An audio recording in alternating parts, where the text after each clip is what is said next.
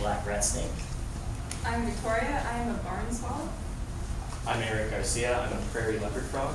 And I'm Parker Harrison. I play an eastern mole. And this is Prairie traumatic stress disorder. Let's hold on just a second now. I'm going to start beginning everything. Barn swallow, snake swallow, frog mole. Okay. Yeah. Gotcha. I like to be a little more specific when I write my names down, so it's I appreciate taking a minute. And I'm sorry, the name of that was something. Prairie traumatic stress disorder. Yes. Hi there. Happy to see you. Oh, sorry. It's okay.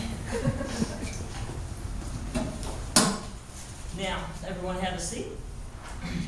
Now, I know that sharing your traumatic events is difficult, so to make it easier on all of you, I want to share an event of mine. Now, being a black rat snake, my kind is usually persecuted by the humans. We are more mistaken for a more venomous brethren.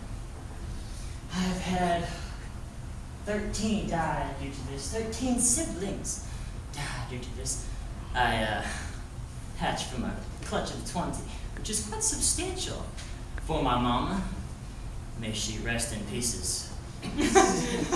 No, literally tiny little pieces. She was chopped up by a plow. Now let's go around and have everybody compliment each other, make everyone feel nice.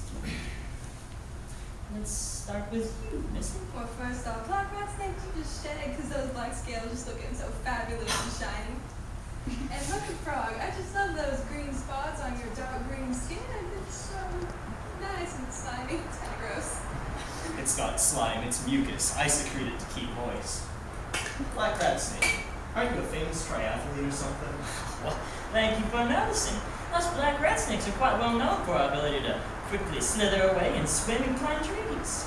And barn swallow, I love your blue and tan feathers. Oh, thank you so much. At Eastern Mole, I compliment your eyes, but... Oh, that's mean. I love your digging claws. Alright, I'm bored of this. Miss, let's hear from you. Oh, well, what would you like me to say? Oh, you know what happened to you, how you've been dealing with it, your habitat, range, food, interesting fact. You know the whole shebang! Well, first off, I'm a barn swallow and I'm a victim of spontaneous nest eviction. There I was, one day flying at 20 meters per second, you know, to keep up with those speedy insects that I eat. And I got home and there was a ruckus. And then I couldn't find my 5 fledglings in the abandoned barn that me and my forever husband picked out. And then my beautiful mine-straw nest was on the ground and my babies were gone. Sweetie, that's terrible. That's just... let's hear from you, sir. What, me? You're blind, sir, not deaf. Right, well, I grew up with 2 to 7 siblings. I don't really remember too much because we were all forced to leave at a very early age. Only 4 weeks old, we had to leave. We weren't ready for the outside world. None of us were. We had to eat insects, centipedes, and worms. Who in their right mind would want to eat worms? Put your wing down. Sir, please continue. Maybe tell us about your home or where you would go to hide. Right. Well, usually I live in forests or prairies. I can't really tell the difference though because dirt. My whole life has been one whole wreck after another. And to top it all off, I'm blind. Sir, you're supposed to be blind.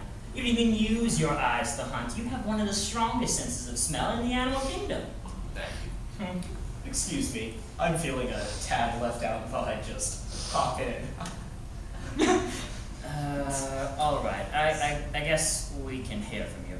And off topic, theoretically, if someone were to say, you wouldn't happen to be poisonous now, would you? What? Oh, sorry, I have a frog in my throat. Please continue, sir.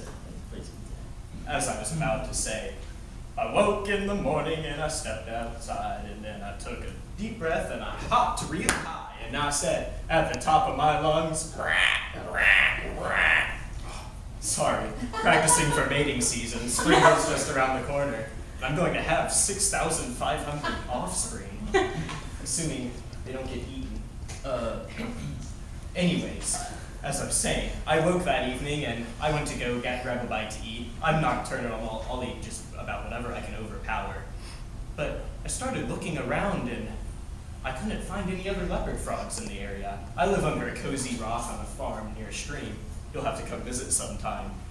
But the farmers there, just a few days before, had sprayed this awful liquid everywhere, and there was a storm that came through that night, and it must have washed that stuff down into our stream because upon further inspection, all my friends had croaked.